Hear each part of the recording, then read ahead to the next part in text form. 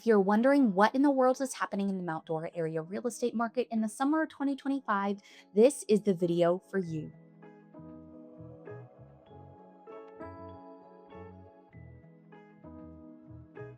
Whether you're thinking about buying or selling, the first half of 2025 has shown some subtle but important changes, and I'm here to break it all down for you.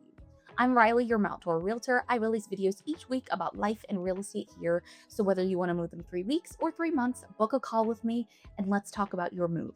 Let's get to it. Looking at the first 6 months of the year, I want to look first at median list price.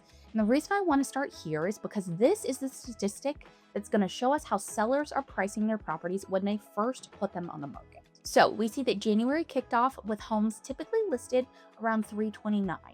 For the next few months, prices stayed remarkably steady for the most part, hovering between 325 and just under 330. And what this stability shows is that sellers had confidence in their asking prices. The market wasn't shifting dramatically in either direction. But by June, we noticed a little bit of a dip down to just under $325,000.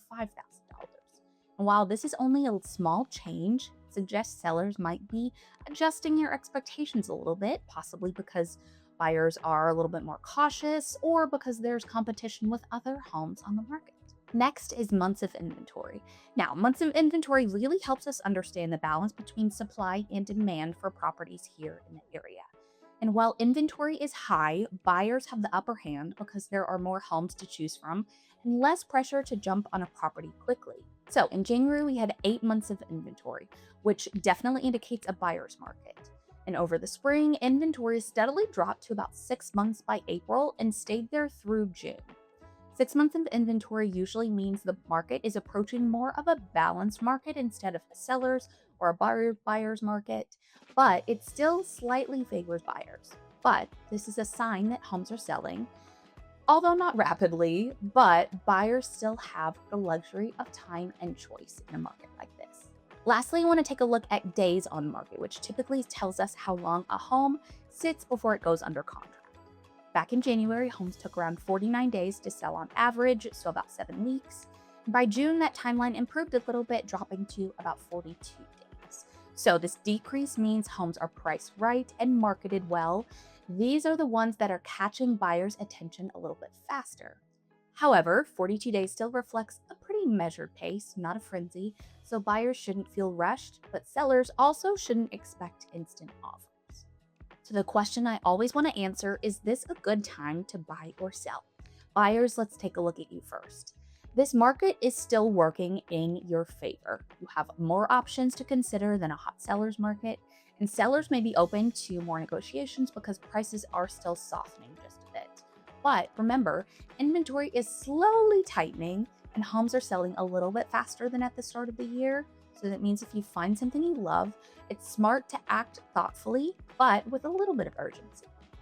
For my sellers, the environment calls for a really smart and strategic approach. And while the market isn't as aggressive as it was in 2020, 2021, homes that are competitively priced and presented well continue to attract great buyers. Now, it's important to set realistic expectations on price and be ready to highlight the value that your specific home offers. So if you're planning to sell this summer or fall, you are absolutely not out of luck, but you are going to need a strong marketing plan and a clear understanding of the current market conditions. I would love to be that agent for you, so please feel free to reach out in my contact form and let's get some time on the books to talk about your home sale. So, in summary, the Mount Dora market for the first half of 2025 is balancing itself out a little bit.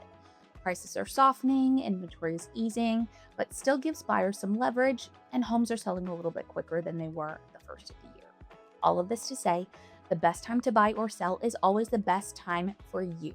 So, if you're considering a move in Central Florida, I would love to hop on the phone with you and put together a plan that has your best interest in mind. Fill out my inquiry form below or give me a call, and I'll be in touch with you today. Thank you so much for watching. I'll see you on the next one.